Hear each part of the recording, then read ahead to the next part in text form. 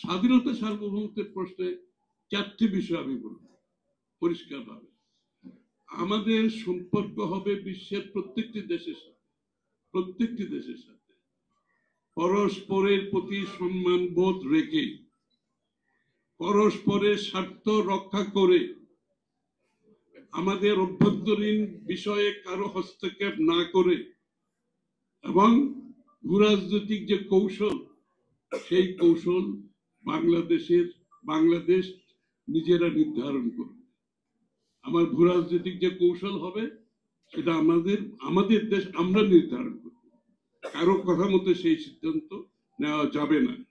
এই চারটি বিষয় আমি আবার রিপিট করছি। পরস্পরের প্রতি সম্মান বোধ রেখে আমাদের সম্পর্ক হবে, পরস্পরের প্রতি স্বার্থ রক্ষা করে আমাদের সম্পর্ক হবে, আমাদের দেশের অভ্যন্তরীণ কার্যক্রমে কারো হস্তক্ষেপ গ্রহণ করা হবে না, এবং ভূরাজনৈতিক কৌশল বাংলাদেশের নিজস্ব কৌশল, কারো নির্দেশিত কোনো কৌশল হবে না। এই চারটি বিষয়ে আমরা নিশ্চিতভাবে ভিত্তি করে আগামী বাংলাদেশের স্বাধীনতা সার্বভৌমত্বকে আমরা নিশ্চিত করব। এটাই বিএনপির রাজনীতি।